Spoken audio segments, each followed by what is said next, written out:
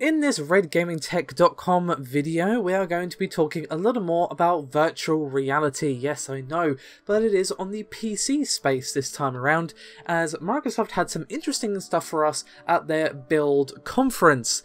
And primarily it was the announcement of mixed reality VR headsets from Acer and HP respectively. Now, the reason these VR headsets are interesting is, of course, on the PC when it comes to VR, there are only really two options available, that being the HTC Vive and Oculus Rift. Now, technically, with a mod, you can allegedly make your PSVR work on PC, but obviously that's unofficial. I'm not going to take any responsibility for any voided warranties or whatever. Using that mod, assuming it even still exists, is entirely possible. It's disappeared from the interwebs. But regardless, when it comes to official channels, there's only two. And they're both quite expensive. And obviously, the space requirements for the Vive especially are a bit much for a lot of people who might live in shared housing or a small apartment or whatever. But it seems Acer especially have quite the answer for this. Now, their mixed reality VR headset is going to be $399. Now, this is still a fair chunk of change, obviously. You know, it's still the cost of, well, more than a console at this point. But in comparison to the Vive, which is like $700 to $800, and the Oculus, which is about $600 to $700, if I recall correctly, it's still more palatable. You can save up for this in a couple of months rather than like an entire year or whatever. Dropping $400 is much more sort of like, oh, okay, yeah, I can manage that, than $800. You know, talking double, basically. So, yeah, I think the price tag is going to be really critical here. And for the HP dev kit, at the moment at least, the pricing is $329. So, now just a quick FYI, the $399 price from Acer is actually including the new controllers that Microsoft revealed at the Build conference, motion controllers obviously. Without it, it's $300. So you've got $300 versus $329 without the controllers, but one would argue that motion controllers are basically mandatory when it comes to VR. But essentially, the price isn't the only upside going for these. Now, like other mixed reality headset, the Acer one will be using built-in cameras to track your motions instead of external sensors, and will be naturally tied to a Windows 10 PC. Now, this is a big plus column entry here, because as I mentioned, the space requirements for the Vive are a bit troublesome for a lot of people, and obviously, even if you have a big enough office or whatever it happens to be, you've still got the sensor setup. It's quite a complex setup, you've still got cables trailing all over the place, and for a lot of people, it's just a lot of hassle that they don't really want to deal with.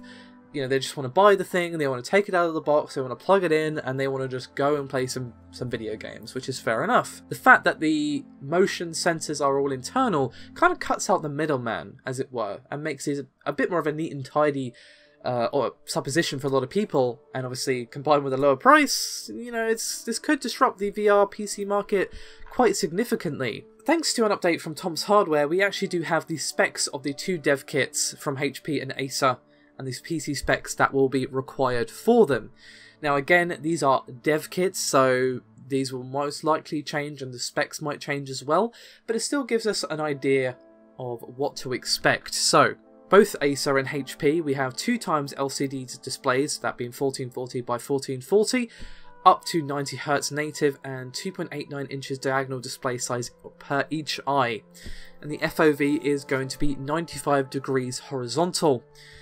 Now, for PC connectivity, it is going to be a single HDMI 2.0 and USB 3.0. And obviously it's going to have built-in audio, microphone, etc, etc, etc. But what about the PC specs required? Well, you're going to have the Windows 10 Creators Update, so at least for the moment they are locked to Windows 10 only, and obviously you have to have the Creators Update, which I think is going to be a big line in the sand straight away, and you have to have dev mode enabled at the moment, but obviously these are dev kits, so hardly surprising.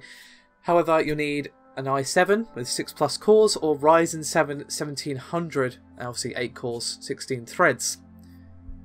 As for notebooks, well, I highly doubt you're gonna, but you're gonna need the GTX 9665M or a 480M if you are on the AMD platform, and obviously you need to have DX12.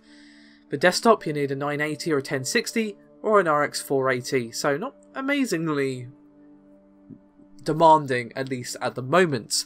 You do need 16 gigs of RAM, however, which is a little up there when it comes to RAM, and it has a TDP of 15 watts. Obviously, you have to have a USB port available, and also must supply a minimum of 900 milliamps as well.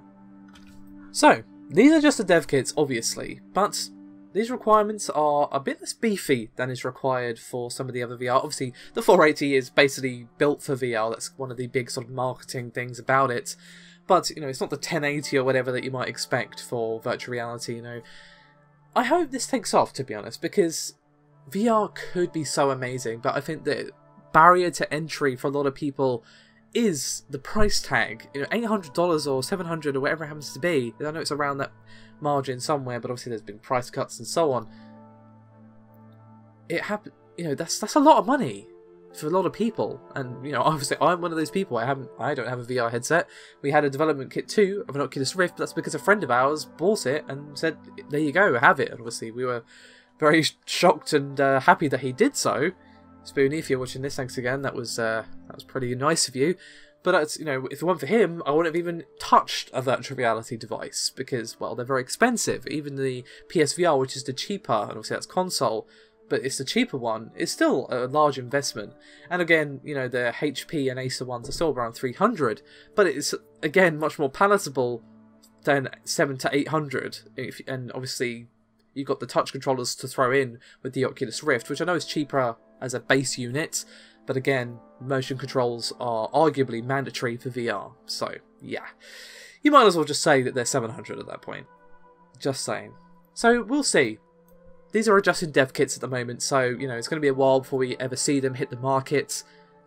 But I have a feeling that these could really open up the VR market. It has yet to really set the world alight because of price. I think that's really the main thing, and obviously the rig required on a PC as well has been quite substantial.